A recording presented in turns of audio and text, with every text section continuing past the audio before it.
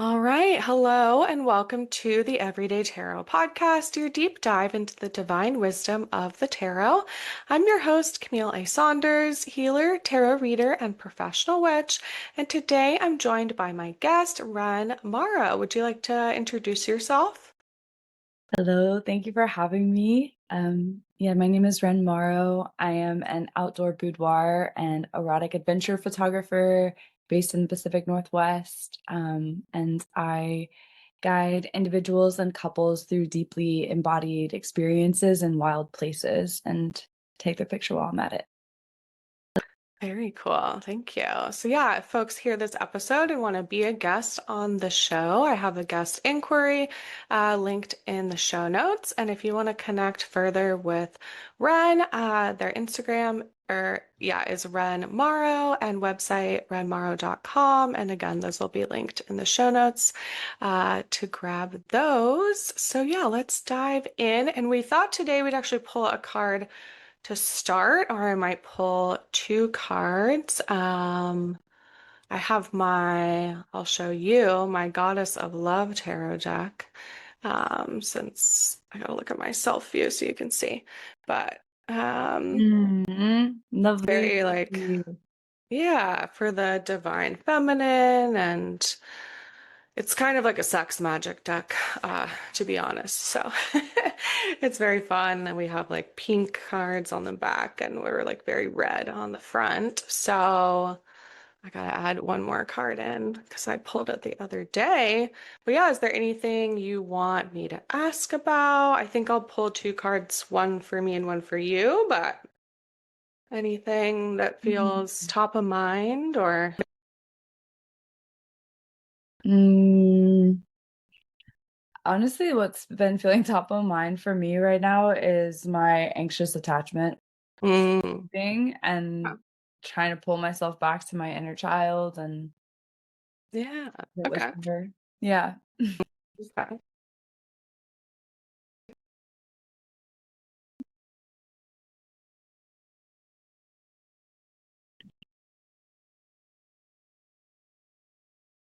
Okay. I got two cards in reverse. The one I pulled for you is the Seven of Cups. Um, I did pull it in reverse though. So that's that one. And then for me, I pulled the Sun in reverse, which is ironic because Ren and I, right before the podcast, were talking about how we live in the Pacific Northwest and the sun has gone away right now. So, okay. The So Seven of let's. Cups is the one associated with my birthday Oh, okay. card. Okay. Yeah. When is your birthday? November 18th. November 18th. Okay. Interesting. So you're slightly more familiar with this card, perhaps. I'm very familiar with this card. Yeah. Okay. So it says, yeah, it's associated with Venus in Scorpio. Um, I'll look and see the reversal and then I'll maybe read part of the upright. It says, when the card shows up reversed, perhaps you're finally stepping out of fantasy and seeing things for how they actually are. No matter what, remember that you still have the power to see clearly if you choose to step into a new perspective. Interesting. What do Yeah, you? that one in reverse is actually almost more positive than it in upright because Yeah, because it says like it can be like a fantasy world, or she talks about like new relationship energy of kind of getting like caught up in that and then kind of not being grounded in reality. Um, yeah, is that like how you understand it? that is just like how I move through the world most of the Mm, time. yeah. And I think it's trying to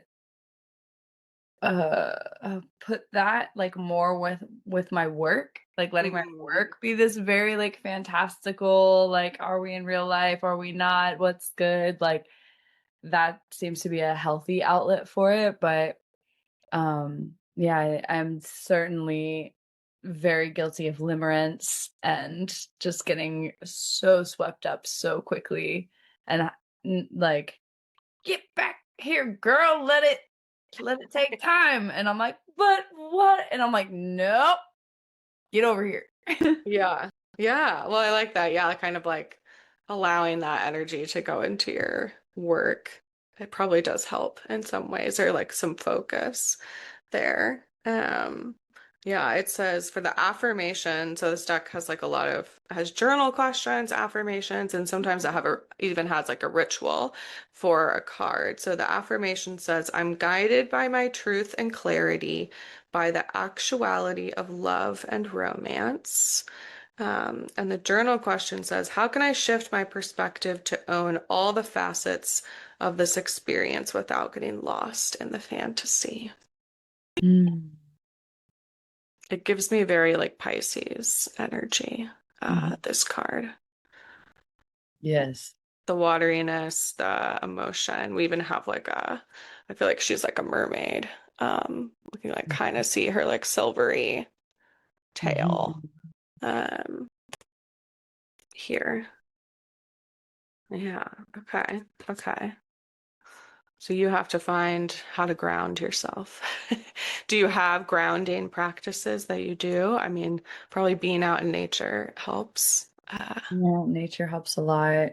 Um, it's funny, I do try to have some routines that are pretty grounding, but then I'm on the move so often that Yeah. it can be really difficult to have, I don't think that I've stayed more than 1 to 3 weeks in like one place at one time Hmm. in, I don't know, maybe just over a year now.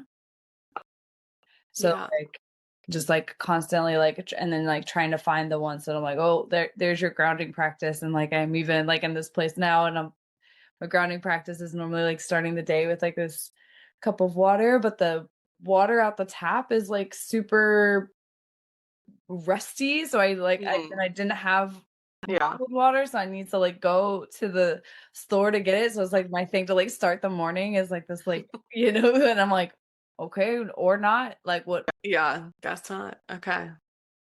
Yeah. Having to like adapt. Yeah. I feel like that is hard. It's like routines can help ground us when we do kind of like move a lot or have that. And like you said, it means you have to adapt. Sometimes you Mhm. got to find your water that is drinkable. Because yeah, rust water, no good. That ain't it. No, that's no good. Okay. I'm gonna look at the card I pulled, Yeah. which was the sun reversed. And I think this has like the Egyptian god of the sun, like Horus, probably. Oh, Sekhmet. That's what it says. Um, the lion-headed goddess of lust, blood, and divine rage, known for her bloodlust and warrior power, but she's also a goddess of healing, embodying the duality of the sun and serving as a lesson to mind the intensity of your carnal longings. It says, reversed, the sun can mean a moment in darkness when it feels like you're really going through it without knowing where you'll end up. It can feel tough to see the positive, but of course, the sun is still shining beyond the clouds. And I like the affirmation for this one. It makes me think of the inner child stuff that you talked about. It says, I'm illuminated by love. I'm an expression of wonder and play. It's so nice. Mhm. Wonder and play. And then they have like a sun ritual. But of course, it requires the sun in that one. Stay in tune. Yeah, not today. It says like you go out under the sun at noon or, when the sun is at its peak. Stand with your feet on the ground, barefoot, look at the sun, and then there's like a kind of like a mantra to do. Yeah, I like that this deck has, it's like you could have your entire witchcraft practice just like be this deck. That's so Uh, cool. I love yeah. all the like action items. Yeah, yeah. And I feel like it's still very like gentle. It's not like you have to do them. It's like if you want. And even Mhm. the font like for the is like all pink for this deck. It's like Uh, everything pink. cute. Yeah, it's very cool. I like the pink and red there. Okay, put these cards. I have a little tarot card holder in front of me, so I'll put these cards up as we chat. All right, so yeah, so we started with our cards.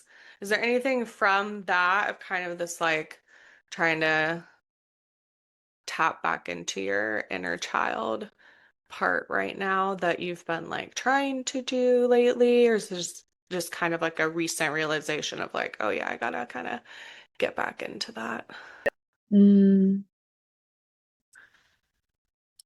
I think there were definitely some things recently that um, really activated it again. Yeah. Um, and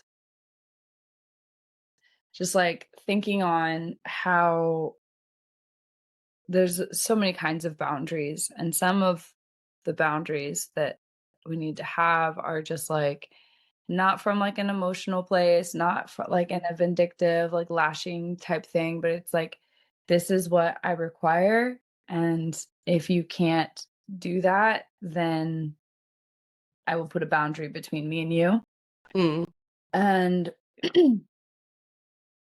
realizing my own willingness to like break that boundary in an attempt to have connection because of this like abandonment wounding and like and my own like lack of being with myself um through it, and then the way that me like ignoring those boundaries then further like harms the relationship that I mm, have with like the tender parts of me that like are so desperately asking for me to protect them and not to like yeah. seek that from someone else. And it's like you know, we don't need every single person to like love us or like choose us. Like I need to be the one that chooses me, and like realizing that choosing me is going to look a lot more action oriented, it'll look a lot more, I'm seeing my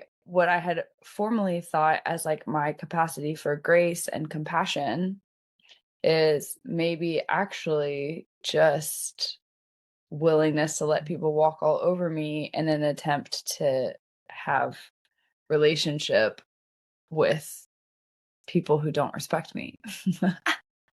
Yeah. So Yeah. yeah, it's just it's like I don't know why this is like I read something this morning that really put it top of mind. I think Mm, over yeah. the past couple of weeks it's been a little churning in my heart, and then something today that I read was like it was something like if anxious attachments were actually honest with what they're asking, and it was like 7 statements of like that took so much accountability for it, and I was like, "Oh." And I read that like 20 minutes before we got on this call. Mm, So I'm yeah. like very like Still in it. Yeah. like digesting it actively. Um yeah, what about you? Like do you ascribe to any of the attachment styles? Mm, yeah.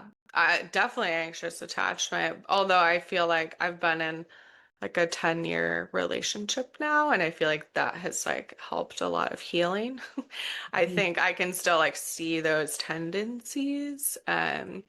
And I would say it still comes up with like friends and boundaries and like you're saying, kind of that like, oh, for me it shows up as like, oh, I'm a really good listener. Mm, Or like some of those places where it's like, yeah, and like I don't always feel like I'm giving myself the opportunity to like allow people to take care of me, especially as a therapist. It's like, yeah, my job is listening.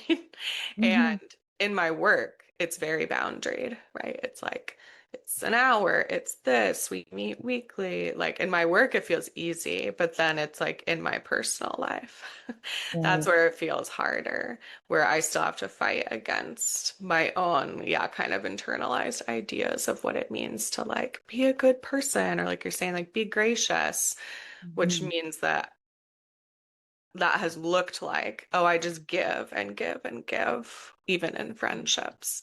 And then I leave and I'm exhausted. And I'm like, why Mhm. am I always exhausted, after this or that? Um, and so I know for me, it looks a little bit more like, yeah, like being honest with people, like you're saying, even like with myself, um, or that like sometimes I am putting up boundaries and people are choosing to not listen. And then it's kind of on me to like, okay, what am I gonna do about that? Because I've definitely had the like, oh, I just need to hold better boundaries. Like I would Mhm. leave a scenario and be like, oh yeah, okay, like next time I'm gonna do this. Like very like rigid about it. Like Mhm. all I have to do. And I think I've started to realize in the last year that like sometimes I am setting boundaries, but people are not respecting them. And then it feels even harder because I'm like, oh, okay, now I have to decide like, do I actually want to be in a relationship with those people? Right. Yeah. Um, yeah, The guy I was listening to, he was like, you are the only one responsible for enforcing your boundaries. There is no like right. you have a boundary and somebody crosses it, that's their prerogative. That's like, Yeah, having a boundary is actually holding a boundary and like right. enforcing the Like boundary. continuing, yeah, to do so. And yeah, and I think for me, sometimes it's like, oh, I can realize that, like, okay, why didn't I? Like, why didn't I hold the boundary in that scenario? Um, but yeah, I do think for myself, it's very like, oh yeah, I want to be like easygoing. Like there's still these kind of like Mhm. go with the flow, like, oh, I just like do what everyone else wants to do. Um, which is like I can tap into that, but that's like not really like the truest part of me. That's like Mhm. a learned behavior, I think. Right. Where it's like, oh no, actually I do have opinions about things. And then we Mhm. get into conflict. And Right. then I have to deal with conflict. So I know for me again, it's kind of like a avoiding conflict piece too. And like, yeah, being able to, I'm actually reading like a fictional romance novel right now where she's recognizing her anxious attachment or like her conflict avoidance. Uh, and she's realizing like, oh yeah, I don't really like I just leave instead of like kind of working through conflict with people, or I just kind of let them say whatever they want and then I just am like, sure, yeah, whatever, like whatever you say, like more of like a fawning response. Mhm. Um, Yeah, I'm and the queen of the she, pawn.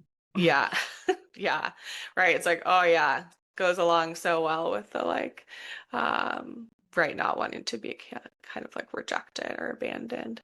And she realizes like, oh, actually, like I have to learn how to fight with people, like in a like to have conflict. So Mhm. she's like reframing to herself, like, oh, we're practicing, like I'm practicing having conflict. Um, and yeah, I do think when I work with clients, like relational clients, like couples or just people that are in relationship together, I feel like I'm always like teaching people that actually like conflict is not bad. Mhm. Like no, you kind of have to have conflict. Otherwise, it means you're like avoiding big Mhm. topics or right, you're not actually being truthful about how you feel about things. Um, and I don't know exactly where we all get it from, but that there's like an idea of that like a good relationship means like there's no conflict. Um, because I'm like, no, no, like you're gonna get hurt, like you're gonna fight, like that's all normal. We just have to do it in like a nice way and not be like disparaging about our Mhm. partners or not, right, say the thing that you know is the most hurtful or to kind Right. of like pause before you get into that. Um, and yeah, yeah, it's very I intense. hadn't realized like being unwilling to get into conflict was actually a form of self-abandonment. Um, and I think that's like really hitting home for me right now. Just like, uh, yeah, I think I can be either like super fawn or like super aggressive, and there's pretty much no in Yeah. between. It will be like people were like, "What, what happened?" Because it seemed from their perspective, I just blew Yeah, up it's like like a everything was gasket. fine until, yeah. But like for me, I know in my internal landscape, I've been like boiling up and over and choking on myself for however long. Um, so yeah, I just think like my one friend says like you need to get mad and get mad early. Like Hmm. get mad the moment you're like, no, that doesn't work for me. You say, Yeah. no, that doesn't work for me. And I think especially as women, like just going through your bitch era like has to happen where you're just like, I'm going to let people think that I'm not agreeable. I'm going to be particular. I'm going to have really Yeah. strong opinions. I'm not going to be, like I'm so gracious. I'm like, oh, you messed up. Like, no worries. Come on back. Yeah. No worries. As long as you'll admit that you did something wrong, you have Mm. total access to me. And it's like, wait, what? Um, Yeah. yeah. Yeah. Because I think it's like what ends up happening is then like you take on all the work of the conflict, right? And like they don't know. Like you said, it's like you're having like the internal, like, oh, I should say the thing, or like, oh, I gotta like do this and that. I've spent a lot of time in that space. Like Mhm. where it would feel like I literally like cannot say the words, but they are like, like kind of like internally just like reeling. Um, Sometimes I'll do the work even as much as to like tell them. Like I'm like historically dating avoidant men. And I'm like, so here's what I'm like, I'm really good at this, like I'm because I'm so deeply empathetic that I'll be like, okay, I have a suspicion of what happened here. I'm gonna yeah. tell you what I think that you felt, and I want you to tell me if it's true, not true, or somewhat true, and then we'll use that to kind of figure out what actually happened.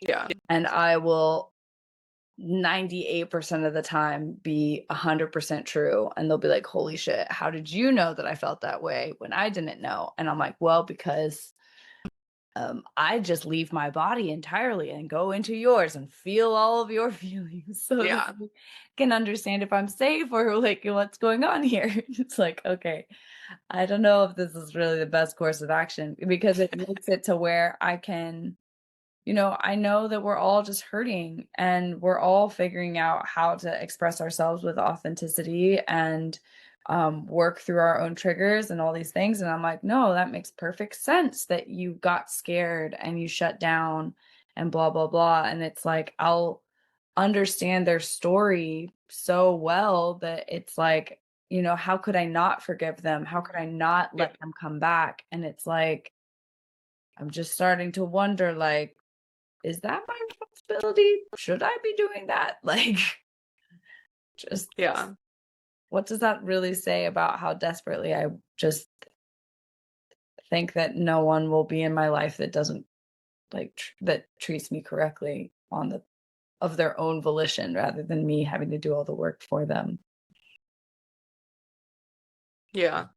Yeah. But I think too, it's like with attachment styles, with the idea that like we can work towards secure attachment in theory with other people. Um, that I feel like it like takes someone else feeling like a very safe person or like not being avoidant, right? Or like actually being able to talk about things, at least in my own experience, to be like, oh, okay. Like I can be like, yes, there's that anxious part of me. She still lives inside. And like, Mhm. it's okay. Like we don't have to do that. I think it's really hard to do it on your own because it's like we have to practice it. And it doesn't have to be like in romantic relationship, but I think for a lot of us, it's like our attachment stuff came from childhood, hence like all the research on attachment. And then we like spend the rest of our lives trying to figure out like how to undo it Mhm. uh, with other people. And I think it's possible, yeah, to like experience and have secure attachment. But like you're saying, it's kind of like with the font, it's like either you're like fawning or you're like very rigid. It's like we have to figure out how to like scooch back towards the middle. Um, and I think like that pattern of like either I'm entirely in charge of everything and everyone just does what I say, or like I just go along with the flow is like very common in the like, because to me it's like, oh yeah, it's like learning how to have boundaries. Like it's learning. Mhm. Because also I feel like most of us we're not like our society does not like boundaries. Most workplaces do not like boundaries. A lot of religious spaces are not very nicely boundaried. It's like we don't have a lot of good examples of like when you say no, that's it. Like no one's gonna push you on it. Um, Yeah. It does also like,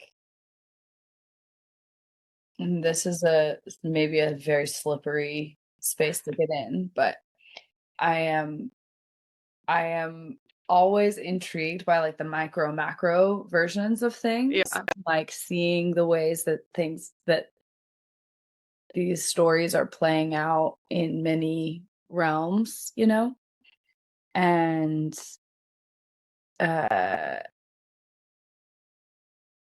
like for my own personal life to be so very clearly like understanding boundaries and the need for them and what they look like and how to uphold them and when to offer grace and compassion and all these things while simultaneously we've got this ice situation going on and like yeah, a major not that this is the first time we've been enforcing border policies, but just with such theatrics and like um volatility and uh like horror.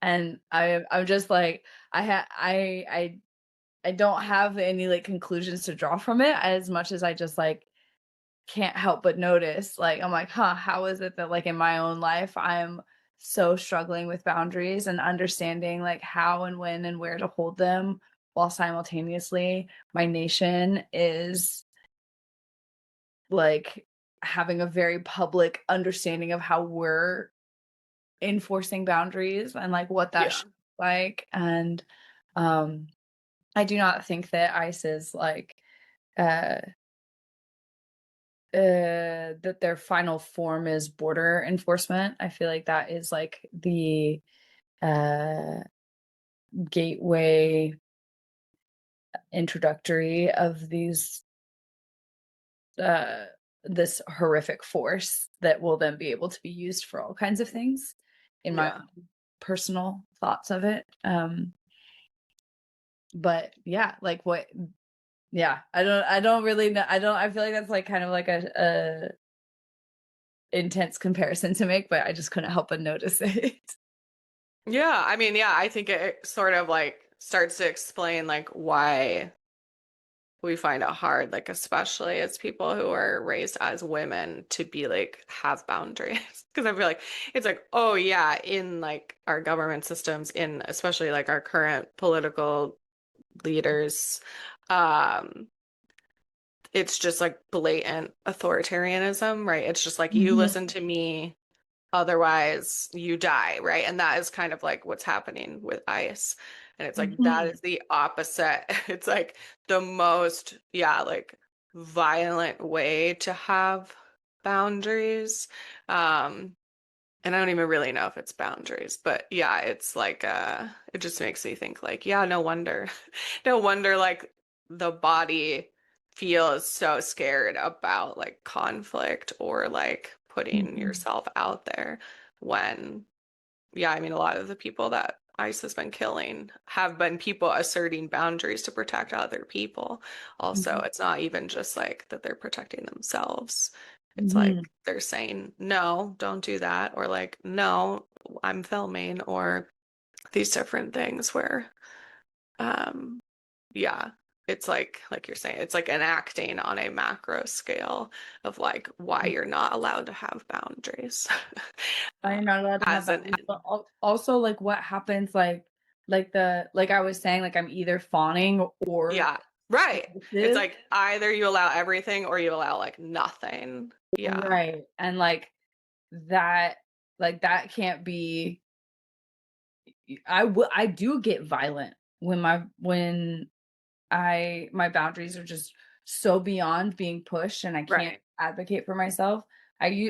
These days I feel like it's more like threats of violence than actual violence, but it hits the psyche in a similar way. Yeah. Um I know I have been very proud of myself that it's been decades since I've uh really gone crazy, but I was incredibly violent. Um very problematic, very anger management energy. Yeah.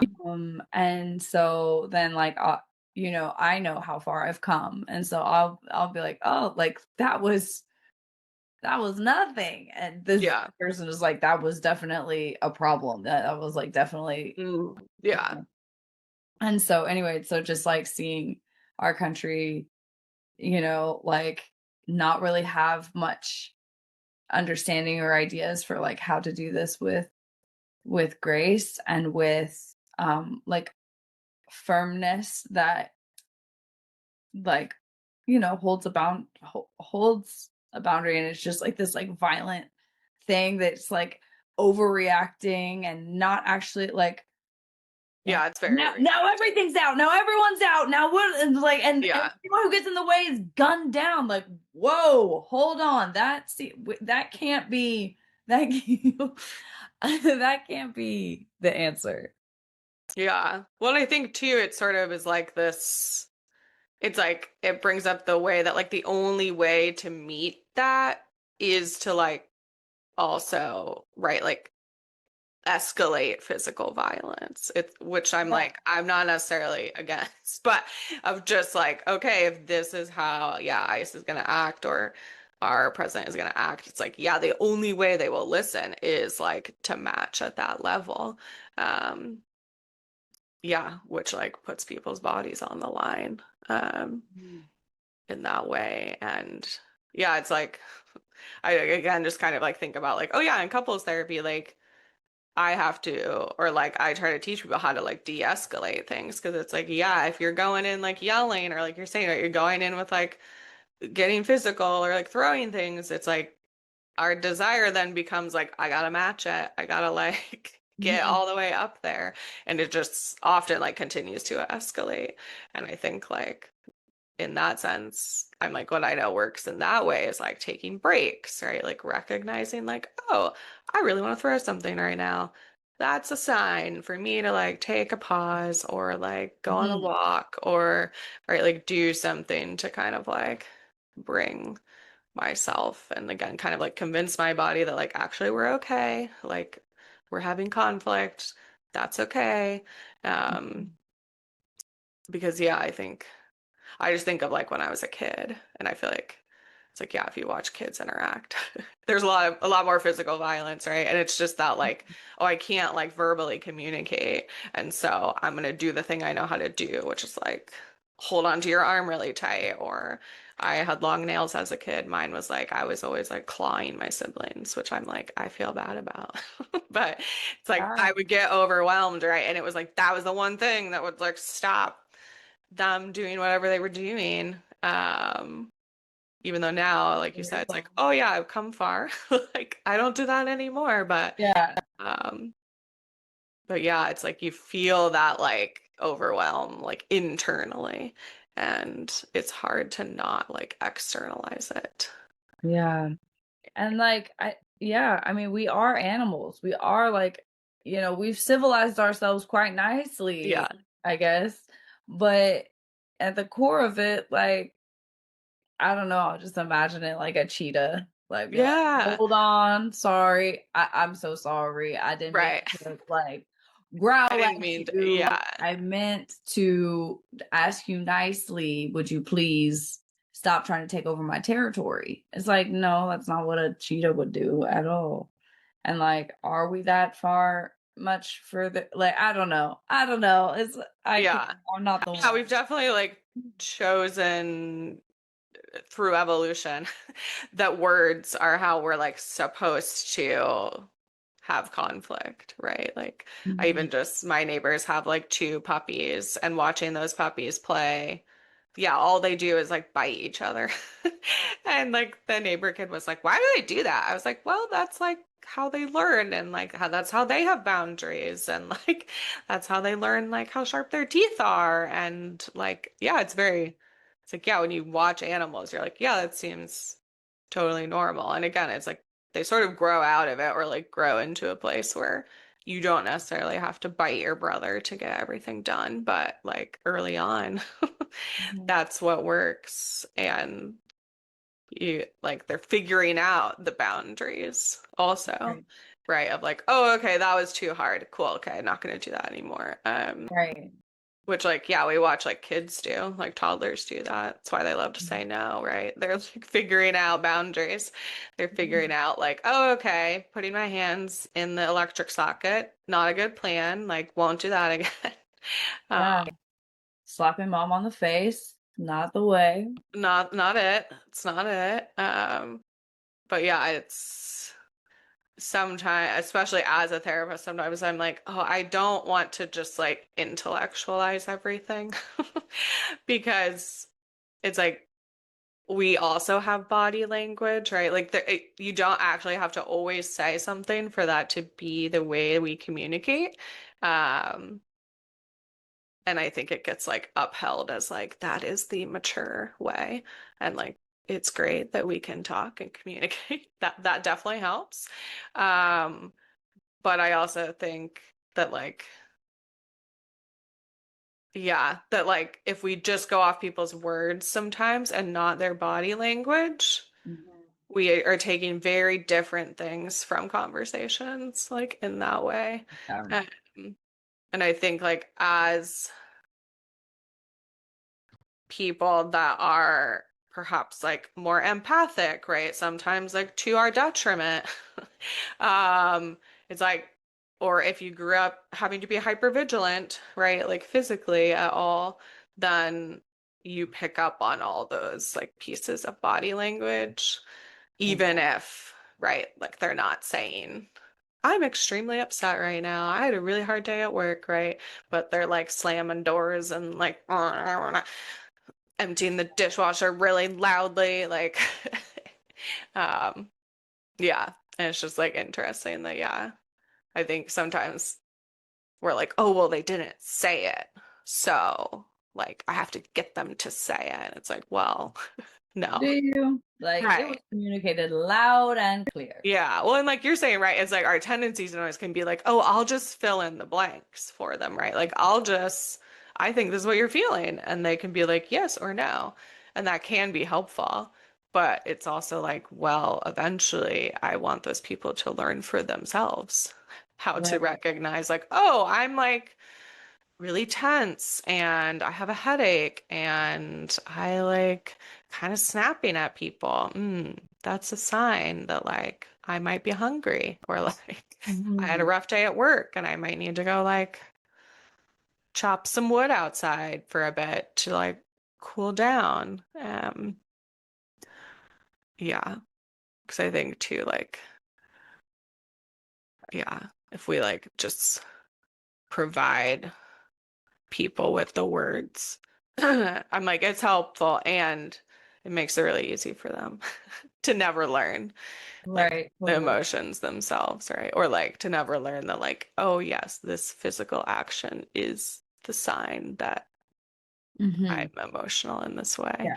Yeah. Uh, Like, even especially with avoidance who are, like, on the they, like, shut down, and so then they think that they are in control and like that it's not a problem because they Right. Or they didn't say it, so they they're didn't not have an bad. emotional reaction.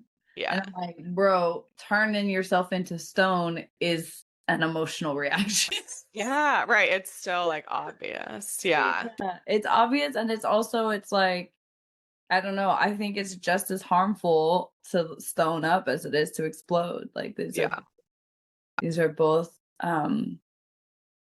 attempts to sever connection because of whatever fear, need not being met, whatever it is. Like um it's severing connection. The explosive is like to like blow it out, blow a person Right. back from them, and the cold is like to refuse entry. But it's like we are such like energetic beings, and like there is this like little like tendril tether of energy that gets to like flow between us when we're in a connected state. um and so like anytime you intentionally break that connection, that's harmful to the other side of it, you know? Yeah. Sometimes necessary too, but I just think, yeah, like realizing my own, like, why would I explode so hard? And it's like, oh, I'm actually like trying to get them to go away. Like, Mm, like that's what I'm doing. I'm yeah. trying to create a force that blasts them out of my vicinity so that I don't have to like be close. Um, because I didn't, whatever, I didn't notice that they were in a place that they shouldn't be, or I was fawning and allowed them somewhere that I Yeah. To wasn't be my really truth. close. Right. Yeah. Yeah. And Yeah. Cause it's like, yeah, emotions are like vulnerability.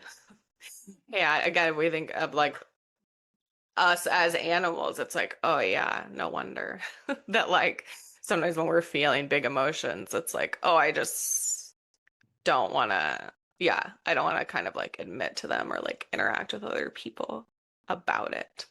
I want to just like feel it on my own. And I think like as someone who's anxiously attached, it's like I've also had to learn that like yeah, sometimes people just like need space. And like, of course, maybe like the most ideal version of that is that they say it instead of just like stoning up, right? Is like, hey, like, I need, can we talk about this tomorrow? Or like something mhm, like that. And I've had to learn that like how to deal with that part of it, where mhm, it's like, no, I just want to like, I just want to get closer, right? I just want to like talk about it more.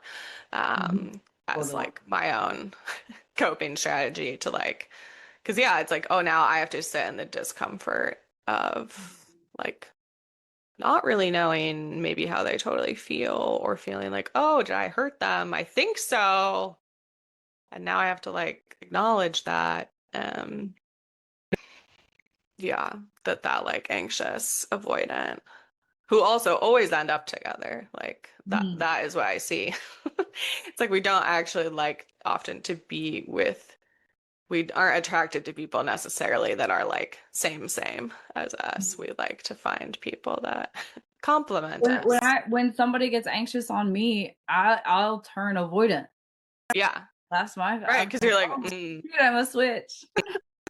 yeah, yeah. When it's like, yeah, even if, like you said, because it's like, yeah, if you have two, if you're just anxious, that also will just like ramp up into like, you'll just escalate and totally be like enmeshed. To use therapy, where it's like you'll just be like, oh, your emotions are my emotions, and that's how we all are together. And then yeah, it's like two avoidance. Well, they're just gonna both leave and never hang out again. Like it's like, yeah, no wonder that Sounds doesn't like really a very happen. boring Right, relationship. where it's like, oh, okay, we'll just both be avoidant. And then like, I mean, I guess you do see relationships like that sometimes, but I think sometimes it's more like both people have become avoidant about Mhm, knowing that actually this is not a good fit and I need to leave. But like, oh, that sounds hard. hard and Yeah. like vulnerable, or Yep. people are gonna know. Yeah, in that way.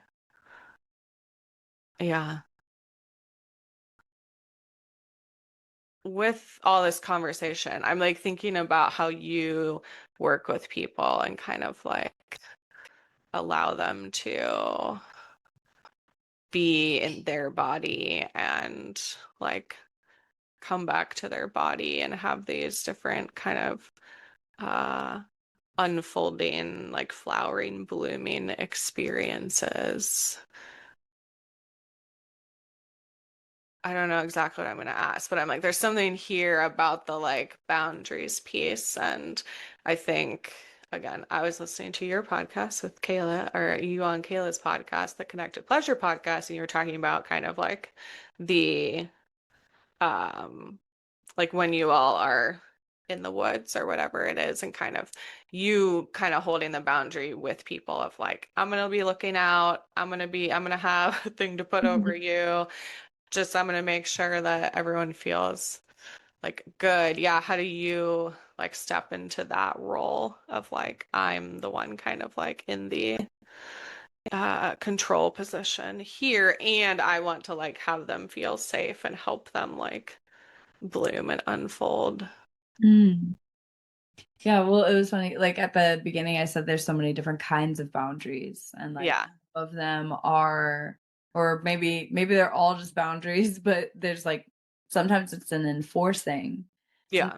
like creating a standard and like expectations, and then enforcing with your attention or non-attention if Mm. that behavior is acceptable, which I think is what we've been talking about.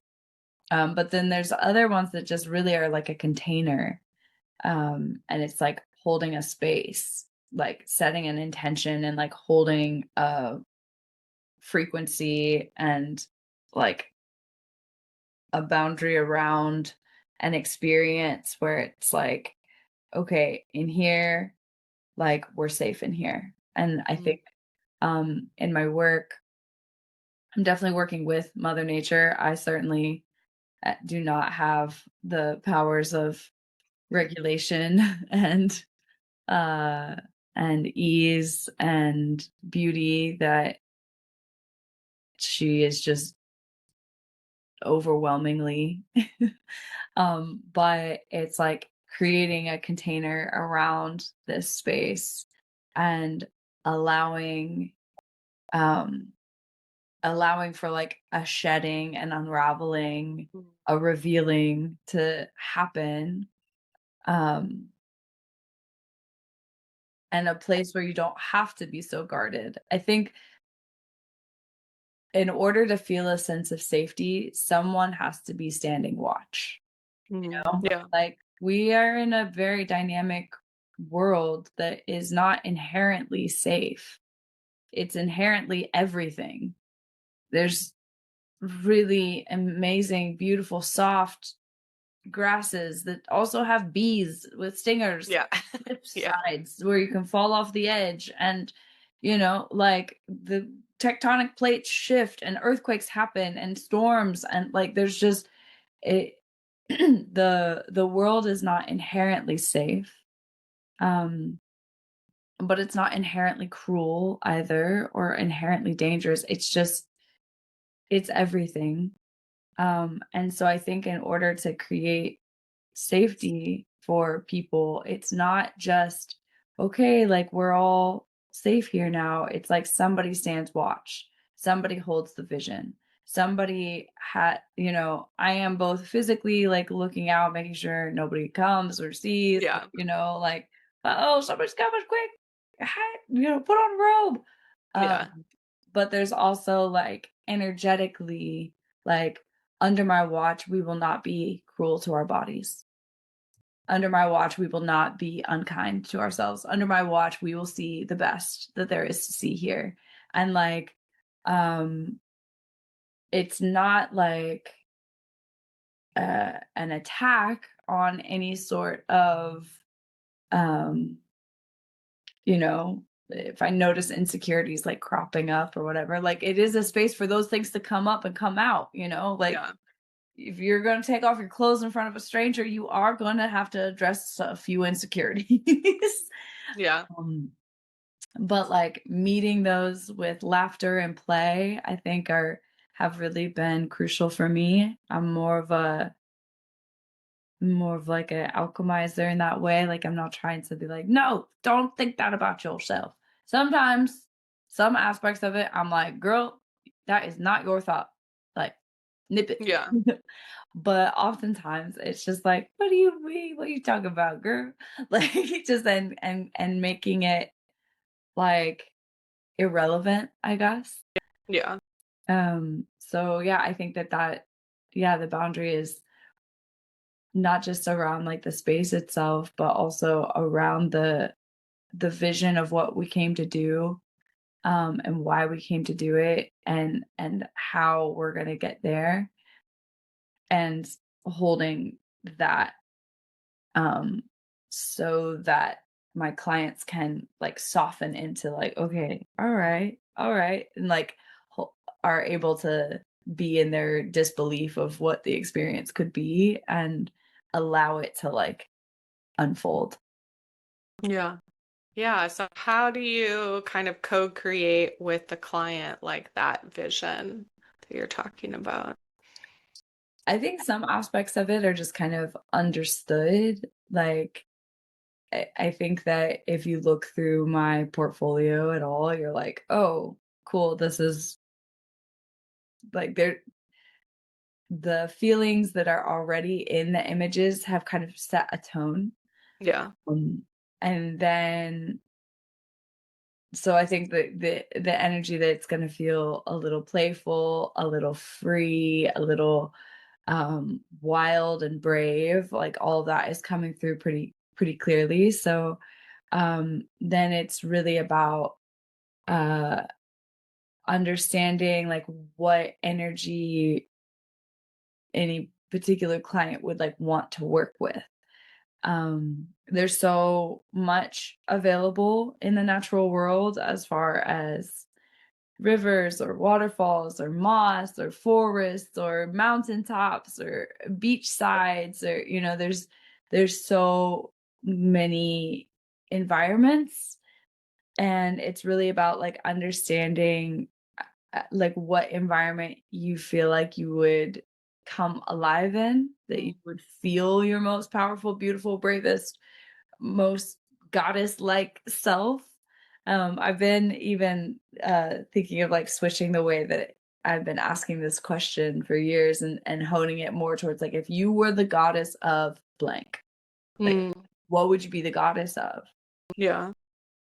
You might be the goddess of like sunlight and sparkles, but you might be like the goddess of shadows and ash. Like you might be the goddess of the night sky, and like we're like need to do something that's like more darker and moodier, or and this could just be a reflection of the fact that there's not a sun today, I'm in a dark place. Yeah. But I think that that everyone relates to different energy, whether it's the fall, the spring, the winter, snow, um flowers, like there's so much there. And so co-creating, um and just lots of questions. Yeah, as how do I co-create? There's lots of Yeah. questions. Like what makes you feel alive? What makes you feel beautiful? Where do you feel at home? If you were an element, what would it be? If you Mm. walked into a room and like something was left in your footprints, like what would that be? What would flee if you walked into the room? Like what energy would be like, whoa, we're not messing with her, you know? Um, and from there, figuring out what environment would be the most conducive to embodying that energy. I'm really starting to view these photo shoots as like this way of pulling things from fantastical, mythical, otherworldly energy and pulling it into this world.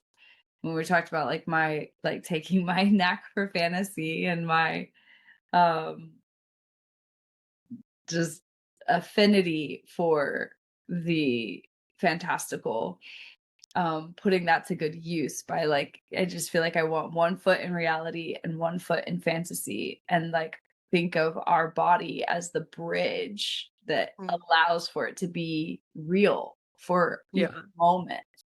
Um, and so, yeah, I think when I started doing my work, it was really more about creating these like adventures where women could feel bold and brave, um and that element still is there, but I feel like I'm moving more towards like pulling more mystical elements into it.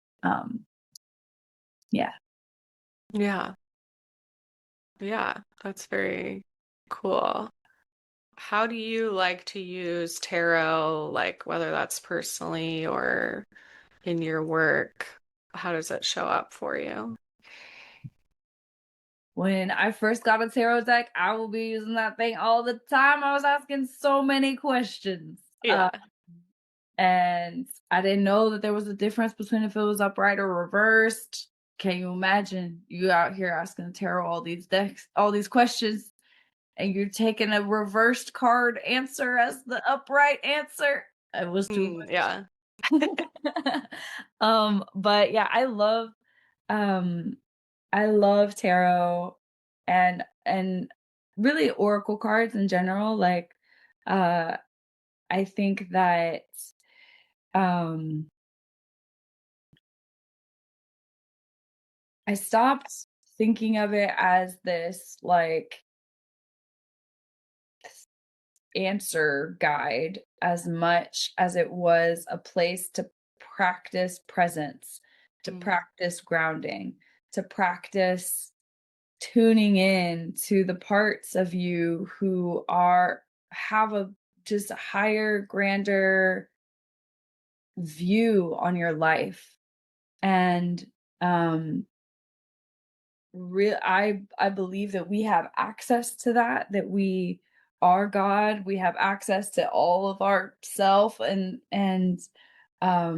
it's really just about like aligning and tuning into it. And so the way I use tarot these days is like as a sacred pause, Mm. as a intentional practice space to listen. um I really love the artwork of this particular tarot deck artist called Stephanie Puman Law.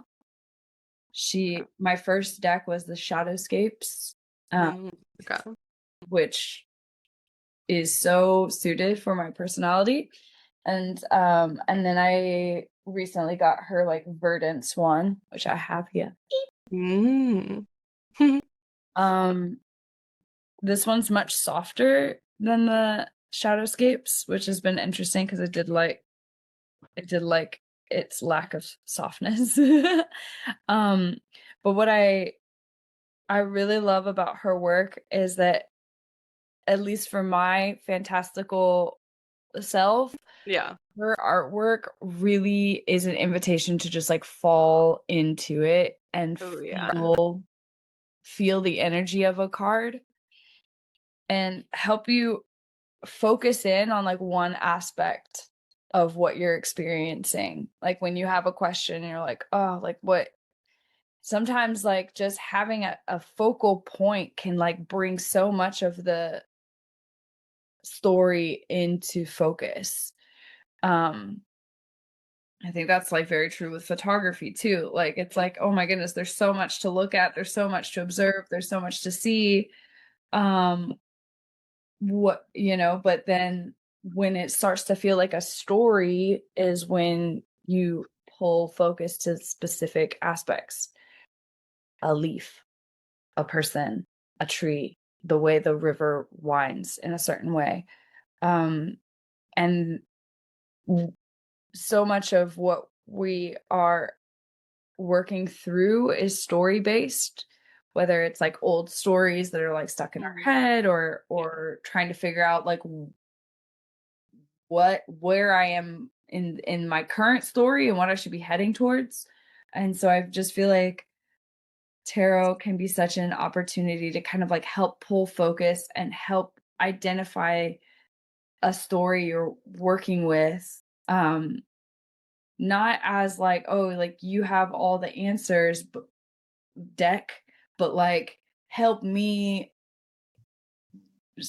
align within myself to like see the answers I already know. Yeah.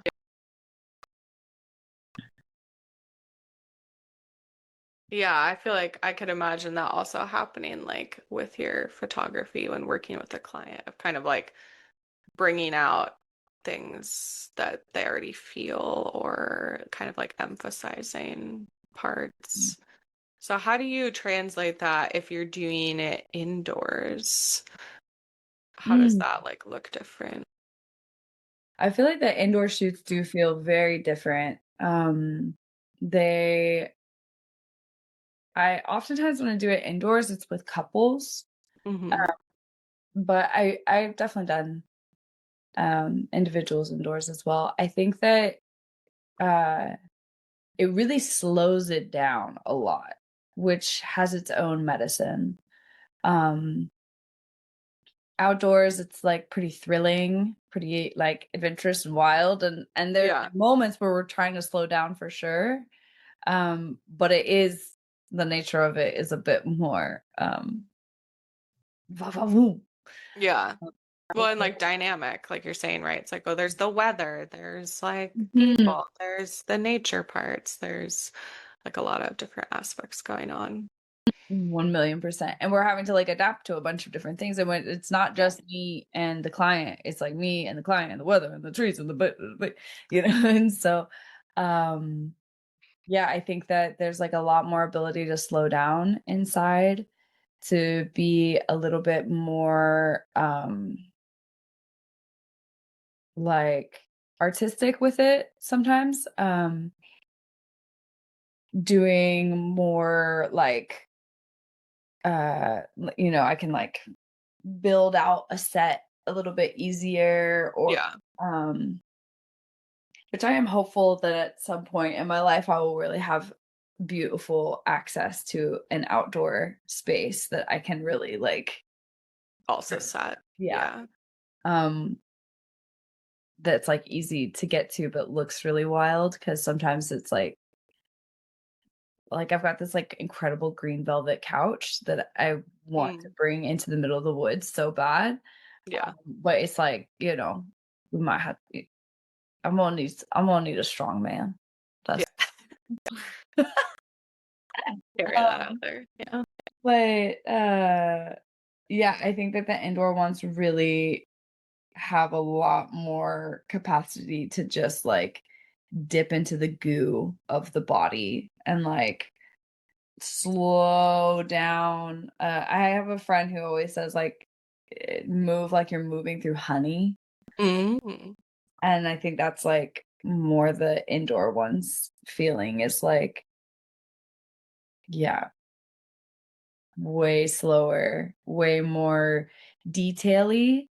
Um, yeah, still very embodied, still very much like trying to uh encourage the sensation of being within oneself. And almost easier to achieve in some ways because of the fact that it's just you there, you in a bed kind of situation. Um, but it has less of um the like kind of deep sense of like belonging and wonder that I think comes from doing them outside. Yeah. Yeah. So you talked about your first tarot deck. How did you get it? How did it find you? Were you seeking it out? Oh, yeah, how did she find me? It was really right around the same time I moved to the Pacific Northwest, and it was just like a crazy like one door after another type Mm. situation. I like started working for this place. Um the owner was dating this person, and this person's roommate was a photographer, and they were like, "Oh, you should meet my roommate." And I did. That roommate has since become my best friend. And the original person is who they gave me my first tarot deck. So cool. And so I went over to their house, really with just like the hopes and dreams that I would get to meet the girl who's now my best friend, because she was an unbelievable photographer and Mm. still is, but just barely does it. She's just a creative in all kinds of ways. But I went over there, and the um the first person is like um was really interested in tarot, did a reading for me. Um, I saw these cards and was just like swooning. I was just like, "Oh Mm. my gosh." And they were like, they these cards have never spoken to me at all. I'm not interested." Oh, interesting. Yeah. I was like, "Okay." Um, so that exact deck was stolen back in 2021, when all of my things were stolen. Um, but I have replaced it with the exact same deck, and I didn't even know that you're supposed to be gifted your first tarot deck. So it was Mm. really, Yeah. Just happened. it just happened, and it was such a beautiful one to be gifted. I still am so grateful. Very cool. Yeah. Do you identify as like a witch, or how do you see yourself in that sort of like practice?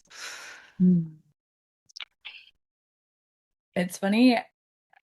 I was recently thinking about this. It- I I don't entirely know. I think I struggle with putting an identity around myself in general. Uh, Yeah. I I was wondering, is the difference between like a witch seems to be someone who practices magic, but I feel like more like a fae, like someone who just is magic. Mm. Yeah. And there's like, but I do find myself to be quite witchy. Um I got really into herbalism for a while there, and was doing a lot of foraging and making my own medicines and salves, and um, I believe in food magic 1,000,000%, the power of making your meals and doing them on purpose and nourishing yourself and like actually like pulling that energy into your body. Um, I think like yet like if somebody were to call me a witch, I would certainly not disagree with them. Yeah. Um, but as far as it, like, where is the line? At what point does one become like a technical witch versus just someone who dabbles in the arts of the mysteries and is like in pursuit of understanding the mysteries in like I feel the energy of things so clearly, like of beings so clearly. I'll be out in the forest and I'm like, "Oh my goodness, like look how this tree's growing so well and like this one like it looks so sad." And I'm like Yeah. talking to the trees and I'm like rearranging the stones and like, I'm doing all these things that is very um I've yes, I would probably identify more fae than witch, but I not fully of this world, but also fully of this world. I don't know. She walks Yeah. between realms. Yeah. Yeah. Well, I was even thinking that earlier with like when you were talking about something with the photography and creating the container, where I was like, oh, it's like a portal, like that you get to help kind of like bring this. Yeah, it's like a container, but also it's like this moment in time, like you're saying, like the Mhm. presence of it. Um, that does Portal feel very energy, like, sure. yeah, like walking through worlds in that way. Yes. Yeah. What do you, so part of like the Fae, I'm like, what do you like about the Fae? Like part of it is this like, oh, I just feel like I am kind of like magical, like it's like inherent. What else do you think about or like about it? I have I have gotten the feedback on many occasion that there seems to be like fairy dust in my wake. Mm, Um, okay. and I do, especially when the sun is out, feel that way. Where I just uh Like when I think about fairies, I really think about them like making flowers grow, making flowers Mm, bloom. And yeah. just like there's like I don't know, like in you like watch like Fantasia or something, and there's like these Yeah. fairies that are like become like the frost on the top of leaves, and they're in their dance, they like pull the natural element like into the physical world. Um, and I really think I have a lot of that bloom energy of like helping people bloom, helping Mm, yeah. um spaces bloom. Like I just want to like help like pull that inner light out of beings, out of all conscious beings. And most of my work is done with humans. Um but yeah, I think of it like even when like going to the grocery store and like just spending the extra 2 seconds to like help someone smile or like bring awareness to, like synchronicities or like, I don't know, remember like laughing once I go in and there's like this specific yogurt that is so fucking good. It goes so crazy. And I saw somebody like walking out with it, and I'm like, have you had this yogurt before? She's like, yes, I have. And I was like, it's the best yogurt, and we just like have this whole like bubbly moment. And like, that's like, when I think of my impact, I like all this like bubbly, glowy stuff. And I try to tick, tick, tick, tick, tick, tick, like with Yeah. that as much as possible. And then the photo shoots with me are like a really deep dive version of that. Like let's spend the whole day like really cultivating this thing of like pulling your essence up and out and feeling free to be expressed. Yeah. Yeah. I can like see the visual of the like fairy dust. I see it. So yeah, I'm very curious then. So how do you embrace like the rain and gloom of like where we live right now? It's not always like that, but um I mean, there are different ways of embracing it, I suppose, like over my time here. Like when I first moved to the Pacific Northwest, I spent the winter learning to snowboard. yeah. And I do think having a snow activity is really imperative for those of us who spend winters up here. Although Yeah. this winter has like there's been very little snow. It's been Yeah. a bust year. Um I think that like really letting myself rest, like just not questioning it, just be like, okay, sure, go to bed now. Doesn't make Yeah. much sense. To me, it's 7 p.m. And often I will say I often do push myself through that initial hump and then I regret it because then I'm up all night, I'm like, no, we have Yeah. um Right. Because it's like it gets dark and then you're like, there's so many hours of darkness. Like what? I definitely feel that. It's like you said, if you make it through the first like two, it's like, well, okay, I got like 14 more. Like what else am I gonna do? And it's like it does feel like I'm like, oh, I just want to be resting. I just do feel tired. Especially these past 2 days. Oh my goodness. I feel like I've yawned like 4 times on this call, but as we were saying, like it's been an unusually sunny winter, and I think that just the gloom that came for us really uh Yeah. but I think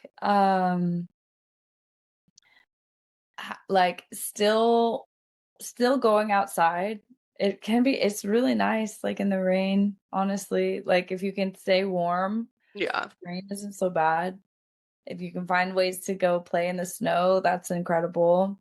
I think having at least one or two visits to the sunshine throughout the Hmm. winter becomes imperative for me. I was conceived in California and born in Florida, so I am Mm. like I am zhuzhed with the sun. Yeah. I am a sunny girl. Yeah.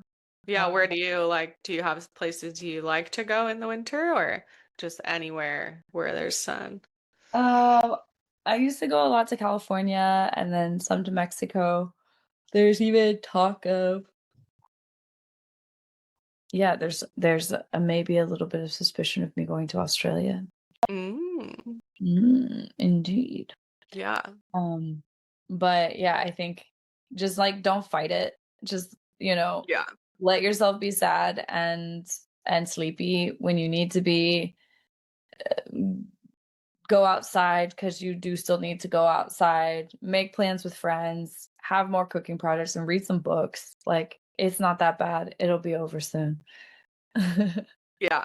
Yeah. I definitely feel that too. When especially if you are here in the summers, it's like, yeah, I have to rest a lot in the winter so that I can spend 16 hours in the daylight or whatever in July and August because Totally.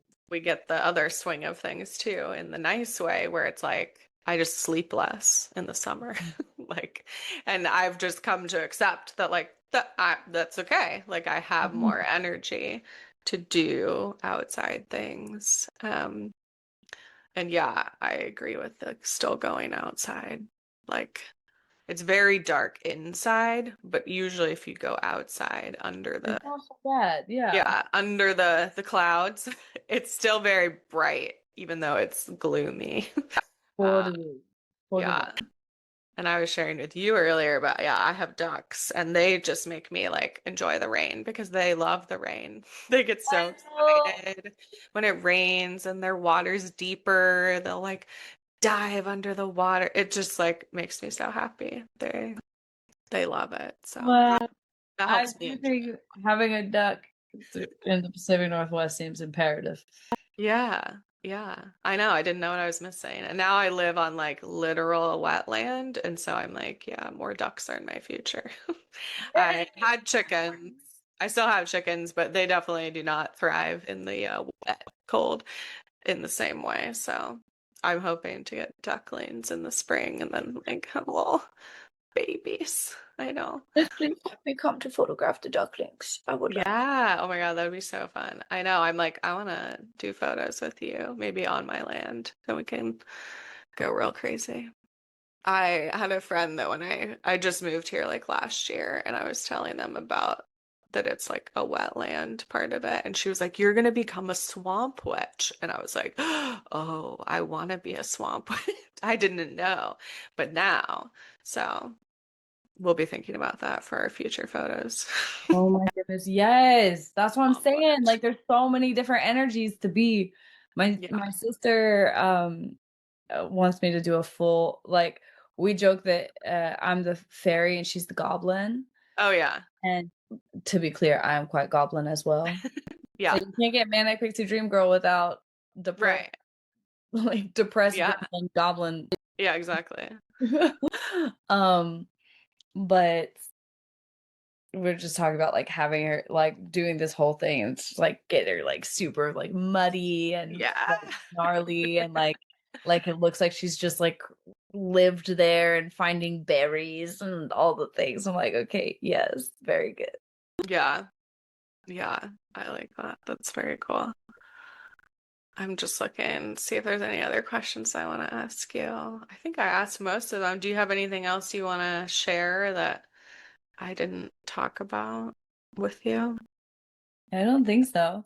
I like to it's cool. I've been doing a decent amount of podcasts lately, so it was nice Yeah. to like have a um to not just like go directly into my story and stuff, but Yeah. to like we had like a nice little side quest of like things that were relevant to my heart. So Yeah. thanks for Yeah. having a little anxious attachment chat with me at the beginning. Yeah, it was good. Yeah, I feel like because of the cards we pulled, it like kind of brought us into that.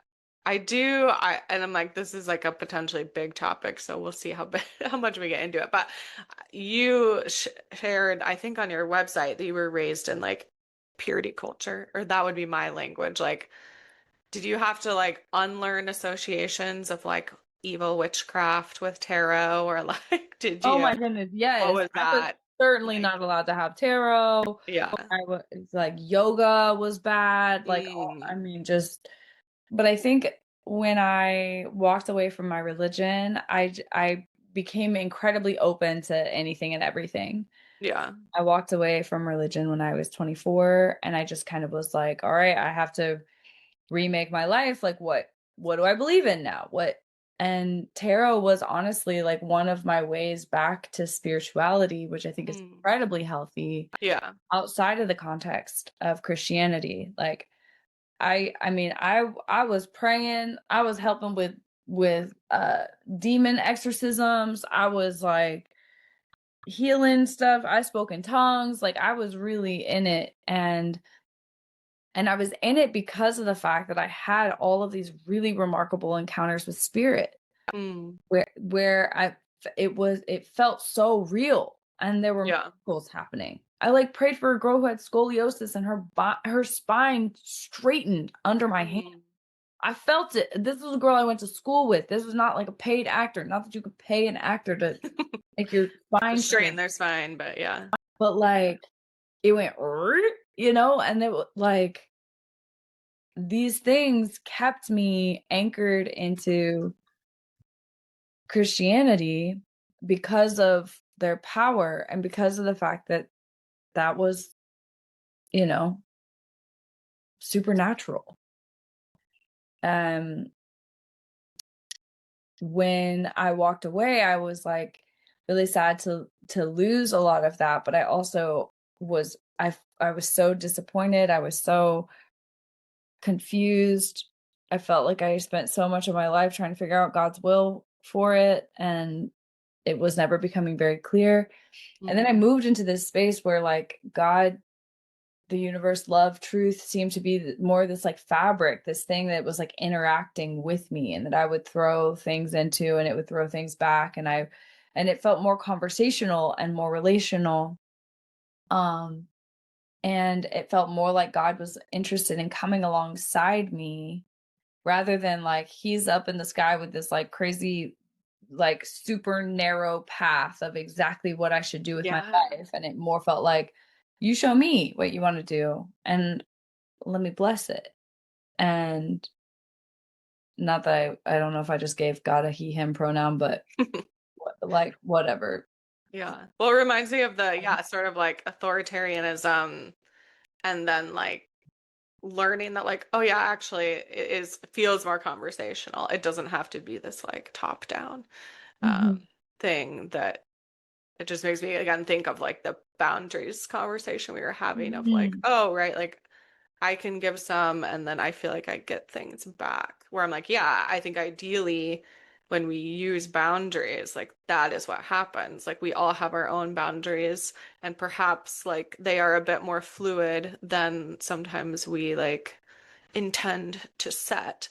Um, but it's like, yeah, I can give a little on this and they'll give a little on that, and then we can like find something that works for both Mhm. of us in that way. Totally. Totally.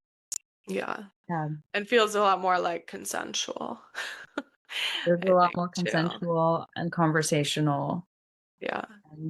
and not just like in this, and I still struggle with it sometimes, like with my relationship with divine. I can't ever quite tell where the line is between, you know, being humble and listening and then like advocating for myself, and I think that that's just like a part of the whole process. It's a part of every single one of our relationships. It's like, Yeah. in romance, in friendship, in our relationship with our food systems, like what, how much of is it listening? How much of Mm. it is advocating? How much of it is taking initiative? How much of it is waiting for proper timing? It's like there are so many factors going on here, and it can be overwhelming sometimes, but it is uh such like we're all learning like what it means and how to interact with these things. So I don't think that with the divine is any different. It's like I'm listening, I'm asserting, I'm, but apologizing. Yeah. Yeah, I feel like it's like that, like the practice of like negotiation or like conflict or boundaries that we talked about earlier, where it's like, oh yeah, this is like another realm where, yeah, you can kind of like play a little bit of like, okay, I'm going to advocate for myself and I'm going to ask for these things. And like, that doesn't mean I'm necessarily going to get them immediately. Um, Mhm. but yeah, that there's like you said, like walking that line of like, Mhm. I want to advocate for myself and I want to be like empathetic towards Mhm. other people. And And receptive to the fact that it's like, I don't know everything. yeah, Like, sometimes there is something to the divine that seems apparent through most religions, and is that like it has a higher understanding than we do of yeah, like a where broader scope. Yeah, and um